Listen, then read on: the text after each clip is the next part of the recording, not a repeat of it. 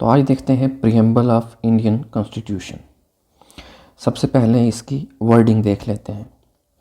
इसकी वर्डिंग कहती है, we the people of India having solemnly resolved to constitute India into a sovereign, socialist, secular, democratic republic and to secure its to all its citizens justice, social, economic and political liberty of thought, expression, belief, faith and worship, equality of status and opportunity, and to promote among them all fraternity, assuring the dignity of the individual and the unity and integrity of the nation. In our Constitution Assembly, this 26th day of November 1949, do hereby adopt, enact and give ourselves this Constitution. तो अब इसमें जो है क्या क्या important features हैं जो हमें देखने को मिलते हैं। सबसे पहले हमें जो फीचर देखने को मिलता है वो है authority source of the constitution. अगर हम यहाँ पे देखें तो यहाँ पे क्या लिखा हुआ है, we the people of India, हम जो इंडिया के लोग हैं। तो इससे हमें क्या पता चलता है, इससे हमें ये पता चलता है कि कॉन्स्टिट्यूशन की जो अथॉरिटी है वो पीपल ऑफ इंडिया से निकलती है। तो मतलब जो पावर का मेन सोर्स है वो कौन है, इंडिया के लोग हैं। फिर प्रीएम्बल से दूसरी चीज़ क्या पता चलती है, नेचर ऑफ इंडियन सोसाइटी। कैसे पता चलता है, क्योंकि प्रीएम्बल में हमारे पास क्या था, अगर हम प्रीएम्बल में हम देखें तो प्रीएम्बल में हमारे पास सोवरन, सोशलिस्ट और सेकुलर जो था लिखा गया था। जैसे ये देखो, सोवरन, सोशलिस्ट और सेकुलर। तो इससे हमें ये पता चलता है कि हमारा जो स्टेट है उसकी नेचर कैसी है। ठीक है, अब ये सोवरन क्या होता है, सोशलिस्ट क्या होता है और सेकुलर क्या होता है, ये हम थोड़ी देर बाद देखेंगे। ठीक है, मगर इससे हमें क्या पता चलता है कि इंडियन स्टेट की नेचर कैसी है। इंडियन स्टेट सोवरन भी है, सोशलिस्ट भी है, सेकुलर भी है और डेमोक्रेटिक भी है, और इसकी पॉलिटी जो है वो रिपब्लिकन है। तो ये सब टर्म्स हम आगे देखने वाले हैं। अब एक और चीज़ हमें प्रीएम्बल से पता चलती है, वो है कॉन्स्टिट्यूशन के ऑब्जेक्टिव्स। जैसे ये कॉन्स्टिट्यूशन जो बना है ये किस चीज़ को दिमाग में रख के बनाया गया है, इसके ऑब्जेक्टिव क्या थे, बनाने का मकसद क्या था।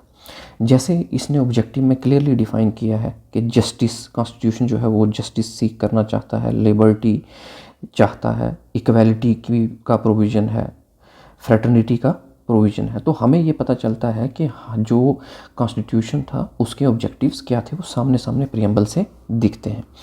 और साथ में हमें इससे ये भी पता चलता है कि कॉन्स्टिट्यूशन को अडॉप्ट कौन सी डेट को किया गया था। तो यहाँ पे आप देख सकते हो कि नवंबर 1949, और साथ में डेट भी लिखी हुई है 26 डे ऑफ नवंबर 1949। तो हमें ये भी पता चलता है कि कॉन्स्टिट्यूशन किस डेट को अडॉप्ट हुआ था। तो क्या पता चला, अथॉरिटी कहाँ से आती है, लोगों से। फिर हमें पता चलता है कि इंडिया स्टेट जो है वो उसकी नेचर क्या है, ऑब्जेक्टिव्स क्या हैं और कॉन्स्टिट्यूशन की डेट क्या है।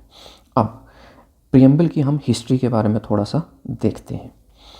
अगर हम देखें जो प्रीएम्बल के पीछे के जो आइडियाज़ हैं, जो इंस्पिरेशन है, वो मिली है जवाहरलाल नेहरू ने एक ऑब्जेक्टिव रेजोल्यूशन जो था वो पास किया था, कॉन्स्टिट्यूएंट असेंबली ने अडॉप्ट किया था 22 जनवरी 1947 को। तो इसकी जो इंस्पिरेशन है ये लाई करती है किस में, जवाहरलाल नेहरू के ऑब्जेक्टिव रेजोल्यूशन में, जो 22 जनवरी 1947 को ही कॉन्स्टिट्यूएंट असेंबली ने अडॉप्ट कर लिया था।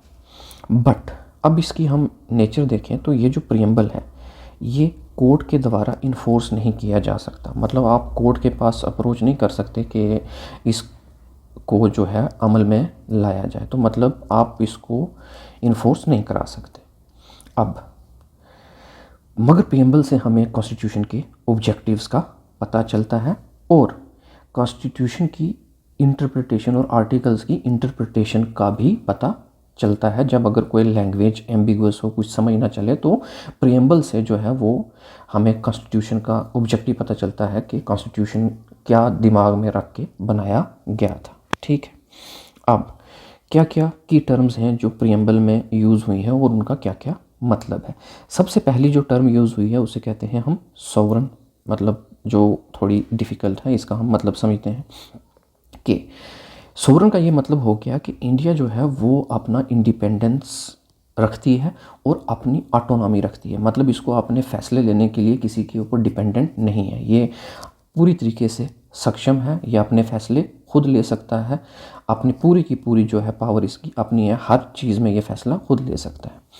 इससे और भी हम ये कह सकते हैं कि इंडिया किसी दूसरी नेशन के सबॉर्डिनेट नहीं है, मतलब किसी दूसरी नेशन के नीचे नहीं आता। इंडिया के अपनी जो है वो ऑटोनॉमी है, ये सारे डिसीज़न अपने थ्रू ले सकता है, अपने सारे डिसीज़न से खुद ले सकता है, और ये सारी की सारी जो मेंबरशिप होगी इंटरनेशनल ऑर्गेनाइजेशंस में, ये वो भी खुद ब खुद जो है उसमें हिस्सा ले सकता है। जैसे कि कॉमनवेल्थ नेशंस की एक ऑर्गेनाइजेशन होती है, तो उसमें भी ये मेंबरशिप इंडिपेंडेंटली ले सकता है, इसको किसी से परमिशन लेने की ज़रूरत नहीं है। तो ये इंटरनल भी और अपने एक्सटर्नल फैसले भी खुद ले सकता है, ये किसी के सबॉर्डिनेट नहीं है। फिर दूसरा वर्ड आता है जिसे हम कहते हैं सोशलिस्ट। अब ये जो सोशलिस्ट है ये 42nd अमेंडमेंट एक्ट 1976 के द्वारा प्रियम्बल में ऐड किया गया। मतलब ये सोशलिस्ट वर्ड जो हम प्रियम्बल में देखते हैं ये पहले से कॉन्स्टिट्यूशन के अंदर नहीं था। 42nd अमेंडमेंट जो हुई थी उसने इस वर्ड को प्रियम्बल के अंदर ऐड किया था। अब ये जो टर्म है ये कमिटमेंट शो करती है सोशलिस्ट आइडियाज़ पे, क्योंकि वर्ड ही सोशलिस्ट है तो ये सोशलिस्ट आइडियाज़ के ऊपर कमिटमेंट शो करती है।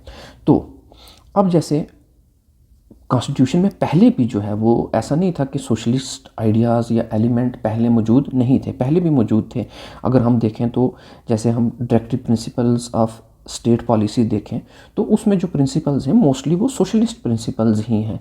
तो ऐसा नहीं था कि कॉन्स्टिट्यूशन के अंदर पहले से ये सोशलिस्ट प्रिंसिपल्स नहीं थे, बट प्रियम्बल में ये अलग से लिख के वर्ड शो कर दिया गया कि हमारी जो नेचर है हम सोशलिस्ट आइडियाज़ में बिलीव करते हैं। तो इंडिया का जो सोशलिज़म है वो डेमोक्रेटिक है, मतलब वो लोगों से उसकी पावर आती है, ठीक है। और उसके बाद क्या है कि ये मिक्स है, किस तरीके का, पब्लिक और प्राइवेट एंटरप्राइज का। मतलब यहाँ पे प्राइवेट बिजनेसेस भी हो सकते हैं और पब्लिक के लिए, पब्लिक के लेवल पे सरकार भी जो है वो कुछ ना कुछ बिजनेसेस वगैरह रन कर सकती है, जैसे रेलवेज़, एयरलाइंस, और प्राइवेट भी जो हैं वो रन कर सकते हैं बिजनेसेस को, ठीक है। तो ये एक परफेक्ट ब्लेंड है मार्क्सिस्ट और गांधीयन सोशलिज्म का। तो मतलब हमारा जो सोशलिस्ट एलिमेंट जो हमारे कॉन्स्टिट्यूशन के द्वारा निकल के आता है तो वो ब्लेंड है, उसमें कुछ एलिमेंट्स गांधीयन फिलॉसफी के भी हैं और कुछ मार्क्सिस्ट फिलॉसफी के हैं। वो दोनों का एक परफेक्ट कम्बिनेशन, एक परफेक्ट ब्लेंड है। फिर अगला वर्ड आता है सेकुलर। अब ये सेकुलर वर्ड भी जो है ये भी कॉन्स्टिट्यूशन के प्रियम्बल में पहले से नहीं था, ये भी 42nd अमेंडमेंट एक्ट 1976 के द्वारा जो है कॉन्स्टिट्यूशन में ऐड किया गया था। अब ये जो है ये कॉन्स्टिट्यूशन की पूरी कमिटमेंट शो करता है इंडिया को सेकुलर स्टेट के रिलेटेड।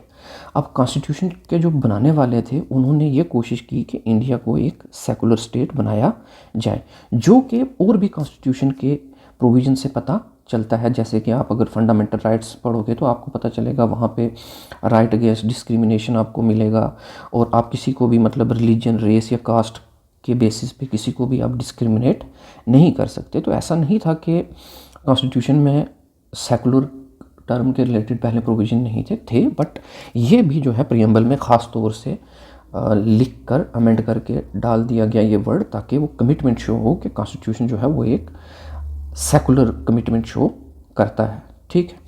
अब और सुप्रीम कोर्ट ने भी जो है एम्फेसाइज़ किया है, जोर डाला है कि इंडिया की नेचर जो है वो सेकुलर ही है, ठीक है। अब डेमोक्रेटिक, तो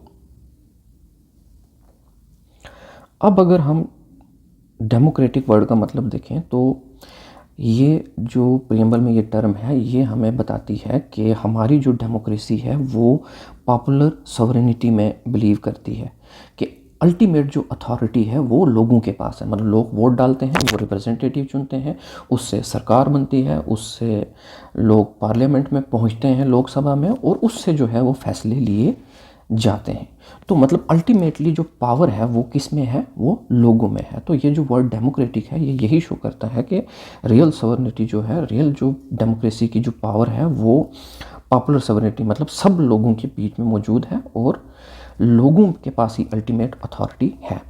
अब इंडिया जो है वो एक इनडायरेक्ट डेमोक्रेसी पे चलता है, मतलब इसके जो रिप्रेजेंटेटिव्स होते हैं वो इलेक्टेड होते हैं और वो सिटीजन्स के बेसिस पे फैसला लेते हैं। ऐसा नहीं है यहाँ पे कि हर सिटीज़न उठेगा और अपना फैसला खुद ले लेगा। सिटीजन्स पहले वोट डालता है, फिर वो अपने रिप्रेजेंटेटिव्स को चुनता है, फिर रिप्रेजेंटेटिव्स जो हैं वो सिटीजन्स के बिहाफ पे फैसला लेते हैं। तो डायरेक्टली सिटीजन्स फैसला नहीं लेते, सिटीजन्स अपने चुने हुए रिप्रेजेंटेटिव्स के ज़रिए फैसला लेते हैं। तो इसलिए हम ये कहते हैं कि ये जो इंडिया में जो डेमोक्रेसी है वो इनडायरेक्ट डेमोक्रेसी है, जिसमें हम लोगों को पहले इलेक्ट करते हैं, फिर वो रिप्रेजेंटेटिव्स जो हैं वो डिसीजंस सिटीजन्स के बिहाफ पे लेते हैं। ठीक।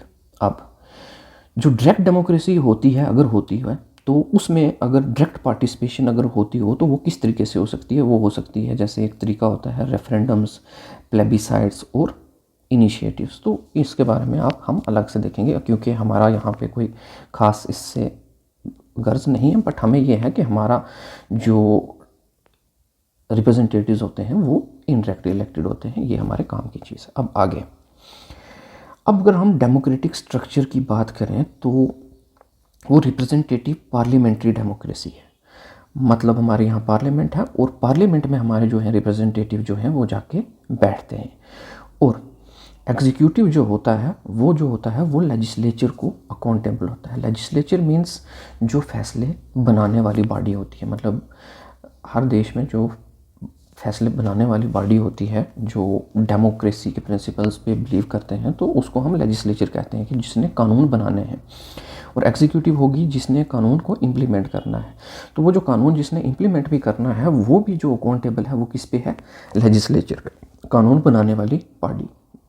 और लेजिस्लेचर में जो भी बंदे हैं वो अकाउंटेबल किसके होते हैं, आम पब्लिक के।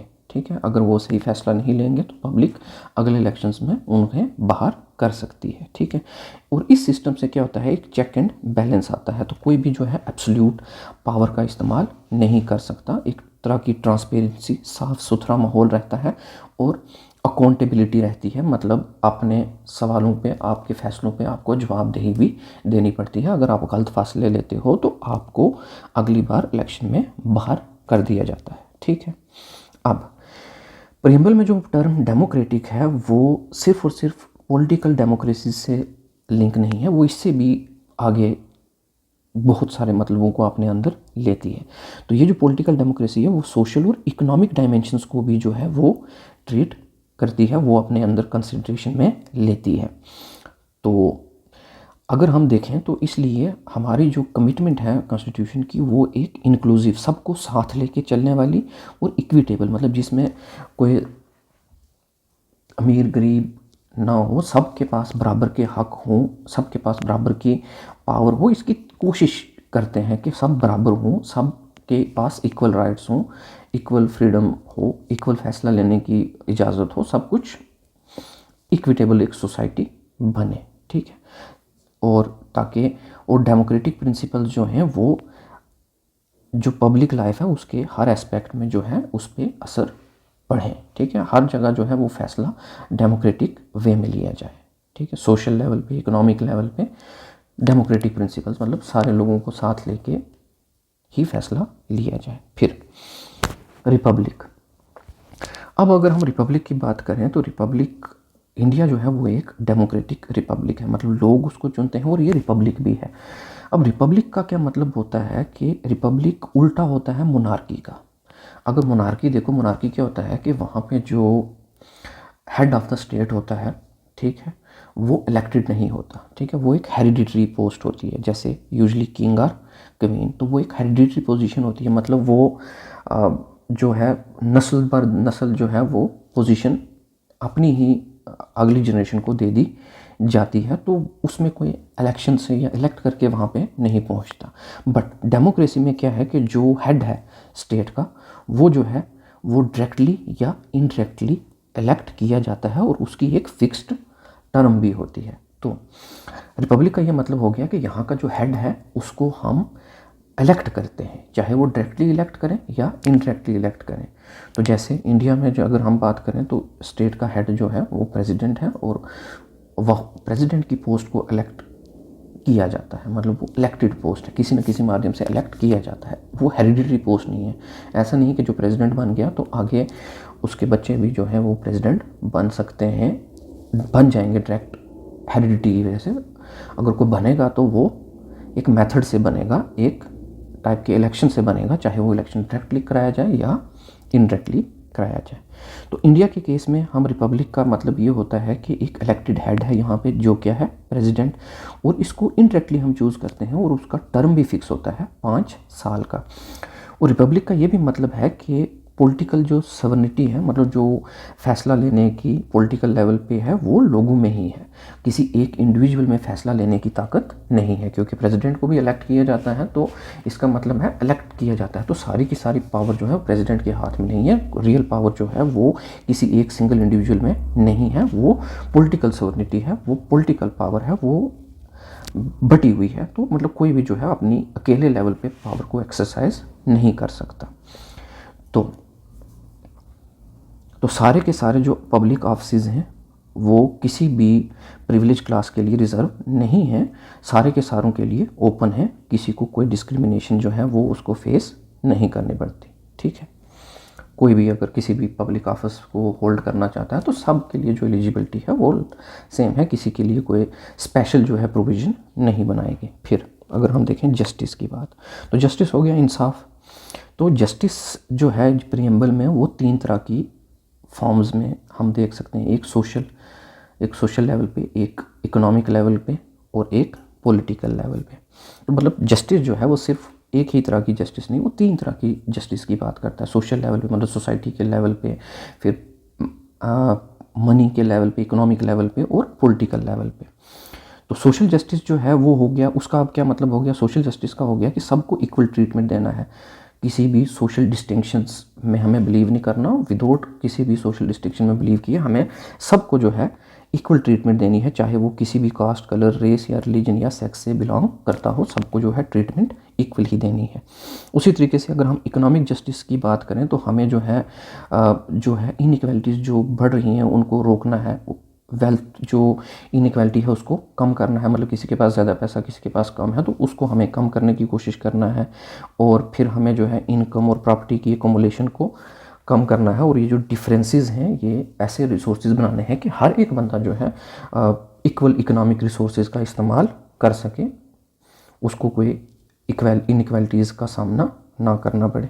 फिर यह है कि पॉलिटिकल जस्टिस, तो पॉलिटिकल जस्टिस क्या है कि हर बंदे को जो है वो इक्वल पॉलिटिकल राइट्स होने चाहिए, हर पॉलिटिकल ऑफिस पे पहुंचने की उसको राइट होना चाहिए, गवर्नमेंट में अपनी आवाज़ उठाने का उसको हक होना चाहिए। तो जैसे अगर कोई रिप्रेजेंटेटिव है तो ऐसा नहीं होगा कि आपको किसी कास्ट के बेसिस को कहेंगे कि तुम इलेक्शन नहीं लड़ सकते, या फिर किसी बहुत दूर रहने वाले इलाके वाले बंदे को कहेंगे तुम इलेक्शन नहीं लड़ सकते। तो जब लड़ सकते हैं तो सब जो क्राइटेरिया सेट है वो जो भी वो फॉलो करता है वो सब इलेक्शन लड़ सकते हैं, चाहे वो किसी भी जेंडर का हो, चाहे वो किसी भी इलाके का हो, चाहे वो किसी भी कास्ट से बिलोंग करता हो।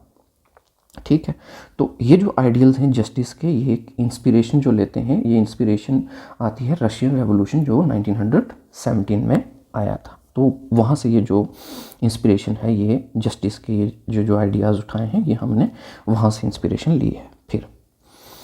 फिर बात करते हैं लाइबर्टी। लाइबर्टी का ये मतलब हो गया कि एब्सेंस ऑफ रिस्ट्रेंट, मतलब किसी भी तरीके की जो बंदिशें होती हैं उसकी एब्सेंस होना, मतलब किसी भी तरीके की रुकावटें बंदिशें जो हैं वो ना होना।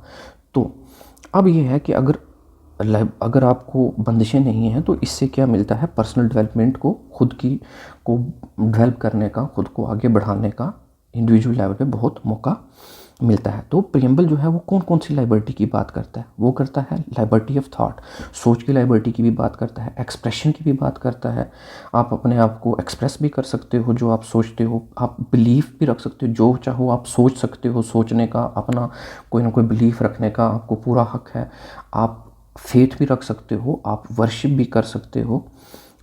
और ये जो है अगर फेथ और वर्शिप की हम बात करें तो ये फंडामेंटल राइट्स में भी जो है ये इंक्लूड किया गया है, ठीक है।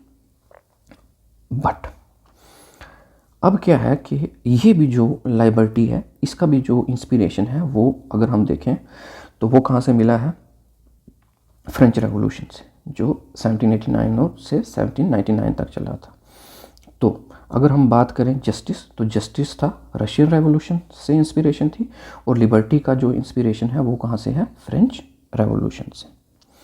अब अगर हम बात करें इक्वालिटी की, तो इक्वालिटी जो है वो बराबरी को शो करता है। तो इसका मतलब ये है कि किसी को भी कोई भी स्पेशल प्रिविलेज नहीं दी जाएगी, एब्सेंस होगी स्पेशल प्रिविलेजेस की, ठीक है। और सबको जो है एम्पल ऑफ ढेर सारी अपॉर्चुनिटीज़ जो है मिलेंगी बिना किसी भी डिस्क्रिमिनेशन से, ठीक है। अब इक्वालिटी कैसे कैसी हो सकती है, एक इक्वालिटी हो सकती है सिविक इक्वालिटी।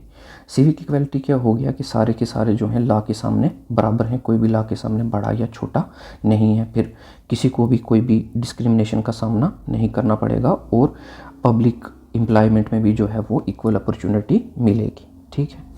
फिर पॉलिटिकल इक्वालिटी, पॉलिटिकल इक्वालिटी क्या है कि कोई भी जो है डिस्क्रिमिनेशन इलेक्टोरल रोल्स में नहीं की जाएगी, और सबको जो है इलेक्शन में वोट डालने का हक होगा अडल्ट सफरेज के बेसिस पे, मतलब सारे के सारे जो एक सर्टन एज के ऊपर होंगे तो उन सबको वोट डालने का हक होगा, उसमें कोई डिस्क्रिमिनेशन नहीं होगी कि लड़के वोट डालेंगे लड़कियां नहीं वोट डालेंगे, या बूढ़े वोट डालेंगे उसके बाद मिडिल एज लोग नहीं वोट डालेंगे, तो ऐसा कुछ भी नहीं होगा। जब जो क्राइटेरिया सेट है उसके क्राइटेरिया पे सब के सबको इर्रिस्पेक्टिव ऑफ जेंडर जो है आपको वोट देने का अधिकार दिया जाएगा। ऐसा नहीं किया जाएगा कि आपके पास प्रॉपर्टी ज़्यादा है तो आप वोट दोगे, प्रॉपर्टी कम है तो वोट नहीं दोगे। तो एक जो क्राइटेरिया सबके लिए है वो सबके लिए होगा, तो सब पॉलिटिकली इक्वल रहेंगे। फिर इकोनॉमिक इक्वालिटी, जैसे कि इकोनॉमिक इक्वालिटी जो है वो भी इक्वालिटी जो है एक, उसमें इक्वालिटी इकोनॉमिक इक्वालिटी भी आती है। और इकोनॉमिक इक्वालिटी अगर हम देखें तो हमारे कॉन्स्टिट्यूशन में directive principles of state policy भी जो है इकोनॉमिक इक्वालिटी पे स्ट्रेस डालते हैं, वो इसकी बात करते हैं। जैसे उसमें अगर हम देखें जैसे equal rights to adequate means of livelihood भी एक हमारे पास डायरेक्टिव प्रिंसिपल है। एक डायरेक्टिव प्रिंसिपल में equal pay for equal work का भी कंसेप्ट आता है। और ये जो हमारे पास इक्वालिटी का आइडिया है, तो ये हमने जो इंस्पिरेशन ली है ये हमने ली है फ्रेंच रेवोल्यूशन से, ठीक है। और अब अगर हम देखें एक और टर्म आती है हमारे पास जिसे हम कहते हैं फ्रेटरनिटी। तो फ्रेटरनिटी जो है, फ्रेटरनिटी क्या मतलब हुआ, फ्रेटरनिटी का मतलब हो गया एक तरह का सेंस ऑफ ब्रदरहुड, मतलब भाईचारे का एहसास, ठीक है। अब ये अगर भाईचारे का हम एहसास बात करें तो प्रेम्बल में ये फ्रेटरनिटी की बात की गई है। अब फ्रेटरनिटी की हम अगर मतलब देखें तो क्या हो गया, जैसे इसको और डीप समझें तो जैसे हमारे पास यहाँ क्या है, सिंगल सिटीजनशिप है, मतलब एक ही सिटीजनशिप है। यहाँ पे हर नागरिक जो भी इंडिया का है उसके पास सिंगल सिटीजनशिप है, कोई स्टेट की सिटीजनशिप अलग और सेंटर की अलग नहीं है, पूरी की पूरी इंडिया की एक ही सिटीजनशिप है, ठीक है। फिर अगर हम फंडामेंटल ड्यूटीज़ की बात करें तो वो भी जो है हार्मोनी और भाईचारा सारे के सारे सिटीजन्स में प्रमोट करते हैं, ठीक है। उसी तरीके से प्रियम्बल जो है वो फ्रेटर्निटी को डिक्लेयर करता है ताकि वो इंडिविजुअल्स की डिग्निटी जो है वो बनी रहे, ठीक है। किसी को डिसरिस्पेक्ट नहीं होनी चाहिए, हर एक की जो है शान जो है वो डिग्निटी जो है वो बनी रहनी चाहिए, और पूरी की पूरी नेशन जो है वो उसकी इंटीग्रिटी बनी रहनी चाहिए, ठीक है। इंटीग्रिटी हो गया कि सबको साथ रह के एक मजबूत जोड़ जो है वो बना रहना चाहिए, ठीक है।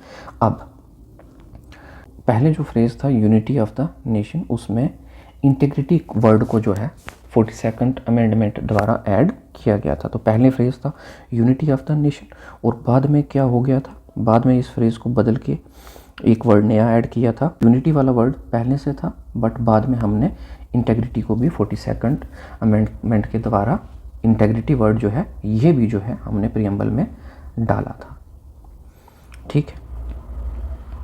और इसमें क्या है, psychological territorial aspects national integration के भी आते हैं। साइकोलॉजिकल क्या हो गए, भाईचारे की फीलिंग दिमाग से जो हम साइकोलॉजिकल लेवल पे सोचते हैं, और टेरिटोरियल एक्सपेक्ट क्या होगी कि चाहे कोई कहाँ भी रहता है, किसी भी स्टेट में रहता है, फिर भी जो है एक वननेस की, एक ब्रदरहुड की जो है फीलिंग है। ठीक, तो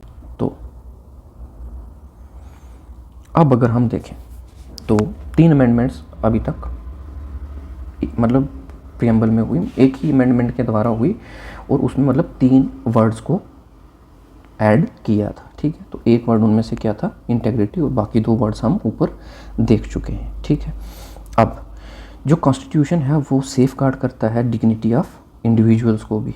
ठीक है, और वो कैसे सेफ गार्ड करता है, बाय फंडामेंटल राइट्स। ठीक है, तो जो डिग्निटी है सारे के सारे इंडिविजुअल की, जो उनकी शान है वो, उसकी अगर हम बात करें तो वो सिक्योर करने के लिए हमारे पास फंडामेंटल राइट्स भी हैं जो उसके रिलेटेड बात करते हैं। ठीक है, और डायरेक्टिव प्रिंसिपल्स में भी ये जो है डिग्निटी की बात है। ठीक है, और फंडामेंटल ड्यूटीज़ भी जो हैं वो भी डिग्निटी ऑफ वुमेन के बारे में बात करती हैं, और सवर्निटी को अपहोल्ड करने की बात करती हैं, और यूनिटी और इंटीग्रिटी ऑफ इंडिया को भी अपहोल्ड करने की बात करती हैं। ठीक है, अब जो यूनिटी ऑफ स्टेट्स जो है वो आर्टिकल 1 में जो है वो कंसेप्ट दिया गया है, और वो आर्टिकल 1 से हमें ये पता चलता है कि जो हमारे यहाँ जो स्टेट्स की यूनिटी है वो एक इनडिस्ट्रक्टिबल नेचर की है, उसको तबाह नहीं किया जा सकता इंडियन यूनियन से, मतलब उनको बाहर नहीं निकाला जा सकता।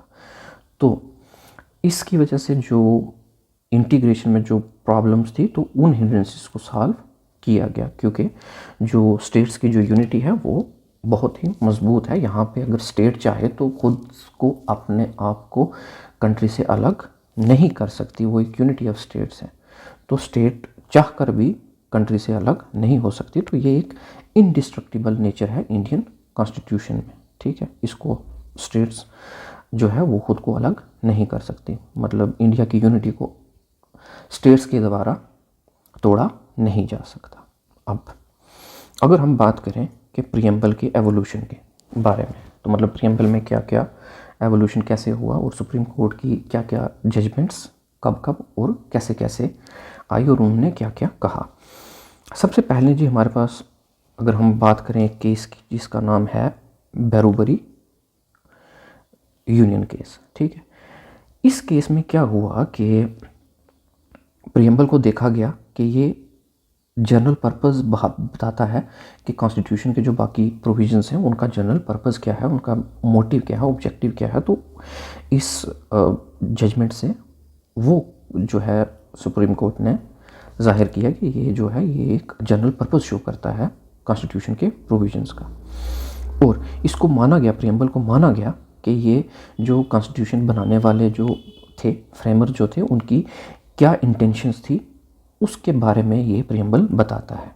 और साथ में ये सिग्निफिकेंस भी जो है वो उसको एक्नॉलेज किया गया कि जो प्रियम्बल है ये कॉन्स्टिट्यूशन का पार्ट नहीं है। तो मतलब बैरूबरी केस जो था इसमें प्रियम्बल को कॉन्स्टिट्यूशन का पार्ट नहीं माना गया था। मगर बाद में हमारे पास एक और केस था, केशवानंदा भारती केस 1973 का। इसने ये जो अभी जो पहला ओपिनियन दिया था कि कॉन्स्टिट्यूशन जो है वो उसका पार्ट नहीं है प्रियम्बल, उस फैसले को रिजेक्ट किया। तो अर्लियर ओपिनियन को रिजेक्ट किया और ये कहा कि प्रियम्बल जो है वो पार्ट ऑफ कॉन्स्टिट्यूशन है। तो मतलब पहली जो बैरूबरी यूनियन केस था उसमें प्रियम्बल को कॉन्स्टिट्यूशन का पार्ट नहीं माना गया था, मगर बाद में केशवानंदा भारती केस में इसको कॉन्स्टिट्यूशन का पार्ट माना गया। और साथ में ये भी एम्फसाइज़ किया गया कि प्रियम्बल जो है इसकी इम्पॉर्टेंस बहुत ज़्यादा है। ठीक है, और ये भी स्ट्रेस डाला गया कि रीडिंग और इंटरप्रेटिंग ऑफ द कॉन्स्टिट्यूशन जो है वो प्रियम्बल की नोबल विजन में जो है वो एक्सप्रेस होती है। तो मगर अगर कॉन्स्टिट्यूशन को इंटरप्रेट भी करना है तो उसमें भी प्रियम्बल जो है वो एक गाइडिंग जो है रोल प्ले करता है, क्योंकि इसमें जो है वो फ्रेमर्स की विजन छुपी हुई है। फिर एक हमारे पास एक और केस है जिसमें LIC ऑफ इंडिया केस 1995 में, तो इसने भी फिर से बताया कि प्रियम्बल जो है वो एक इंटीग्रल पार्ट है कॉन्स्टिट्यूशन कॉन्स्टिट्यूशन का, और ये जो ओपिनियन था फोर फादर्स या वो क्या कहते हैं founding fathers of the constitution का, उसकी अलाइनमेंट में ये बनाया गया था। और प्रीएम्बल की इम्पॉर्टेंस को फिर से उजागर किया गया ताकि कॉन्स्टिट्यूशनल फ्रेमवर्क को और अच्छे से समझा जा सके। अब प्रीएम्बल के कुछ की एस्पेक्ट्स को हम देख लेते हैं। तो पहले तो ना तो ये सोर्स ऑफ पावर है ना प्रोहिबिशन है, मतलब ये पावर का सोर्स भी नहीं है और ना ये पावर को रोकता है। मतलब ना तो ये लेजिस्लेचर को पावर्स देता है ना उनकी पावर कम करता है, ठीक है। तो ना ये पावर काटता है, फैसला गवर्नमेंट जो लेजिस्लेचर है हमारे पार्लियामेंट में, जो पार्लियामेंट जो है, जो हमारा लेजिस्लेटिव आर्गन है, जो हमें मतलब हमारे लिए फैसले लॉज बनाती है, तो उसको ना तो ये पावर देता है ना उससे पावर छीनता है। और दूसरा क्या है, ये नॉन जस्टिशिएबल है। मतलब ये है कि इनको आप कोर्ट में मूव करके इसकी प्रोविज़न को इन्फोर्स नहीं करा सकते, आप लागू नहीं करवा सकते इसके प्रोविजंस को कोर्ट में मूव करके, ठीक है। अब अगर हम बात करें अमेंडेबिलिटी ऑफ द प्रीएम्बल, तो क्या प्रीएम्बल को अमेंड किया जा सकता है या नहीं किया जा सकता, तो इस बारे पे हम बात करते हैं। तो अगर हम देखें तो केशवानंदा भारती केस में ये कहा गया कि प्रीएम्बल जो है वो अमेंड किया जा सकता है अंडर कॉन्स्टिट्यूशन के आर्टिकल 368। और साथ में ये भी कहा गया कि प्रीएम्बल में अमेंडमेंट हो सकती है, बट ये है कि बेसिक फीचर्स जो हैं कॉन्स्टिट्यूशन के जो या फिर फंडामेंटल जो एलिमेंट्स हैं प्रीएम्बल को, उसमें अमेंडमेंट नहीं हो सकती। और ये बेसिक फीचर्स क्या हैं इसके बारे में बाद में कभी हम ध्यान से आराम से देखेंगे, क्योंकि ये बहुत बड़ा टॉपिक अलग से है, ठीक है। तो अब ये कहा गया कि केशवानंदा भारती केस में ये कहा गया कि प्रीएम्बल जो है वो अमेंडेबल है, क्योंकि अभी कहा कि इसी केशवानंदा भारती केस ने क्या कहा था कि ये कॉन्स्टिट्यूशन का पार्ट है। अगर कॉन्स्टिट्यूशन का पार्ट है तो फिर इसको बिल्कुल कॉन्स्टिट्यूशन को अगर अमेंड किया जा सकता है तो फिर कॉन्स्टिट्यूशन के किसी भी पार्ट को अमेंड किया जा सकता है। तो अगर पार्ट को अमेंड किया जा सकता है तो इसको भी अमेंड किया जा सकता है। तो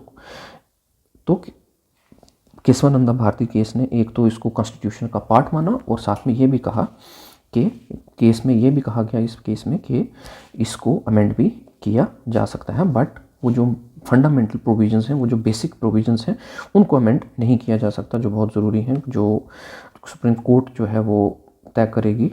तो वो जो बेसिक फीचर्स हैं उनको अमेंड नहीं किया जा सकता, बाकी आप प्रीएम्बल को अमेंड कर सकते हो, मतलब पार्लियामेंट जो है वो अमेंड कर सकती है अंडर आर्टिकल 368। अब अमेंडमेंट टू द प्रीएम्बल, तो अमेंडमेंट जो है प्रीएम्बल में सिर्फ एक ही बार हुई है, और वो हुई है 42nd कॉन्स्टिट्यूशनल अमेंडमेंट एक्ट 1976 में। और इसने 3 वर्ड ऐड किए थे, सोशलिस्ट, सेकुलर और इंटेग्रिटी, ठीक है, प्रीएम्बल में। तो प्रीएम्बल की अभी तक जो अमेंडमेंट हुई है वो सिर्फ एक बार हुई है। और यहाँ पे 1973 में केशवानंदा भारती केस में जो फैसला सुनाया, तो 1976 में जो है फिर 42nd कॉन्स्टिट्यूशनल अमेंडमेंट एक्ट के तहत 3 वर्ड जो हैं वो प्रीएम्बल में ऐड किए गए, ठीक है। और इस अमेंडमेंट को सुप्रीम कोर्ट ने वैलिड करार दिया, मतलब जेन्युइन करार दिया कि ये बिल्कुल सही है। तो अभी तक जुड़े रहने के लिए आपका शुक्रिया, और अगर कुछ समझ आता है तो यू कैन शेयर इट, अगर नहीं समझ आता तो फिर you can keep it to yourself. So okay, and the best thing what we here can do, हम यहाँ पे बातें नहीं करते, हम बिल्कुल टॉपिक के ऊपर बात करते हैं, हम आर पार की इधर उधर की बातें नहीं करते। इसलिए जो है जो बहुत बड़ा टॉपिक, शायद इसको पढ़ने में हमें और 2 दिन भी लगते या बातें कर करके, तो हम वो मिनिमाइज़ करते हैं और बिल्कुल टू द पॉइंट जो है हम बात करते हैं, ठीक है। तो इसलिए आपका टाइम भी सेव होता है और सबका भी, ठीक है, क्योंकि टाइम बड़ा प्रीशियस है, हम अननेसेसरी एक्टिविटीज़ में उसको बर्बाद नहीं कर सकते, ठीक है। तो थैंक यू।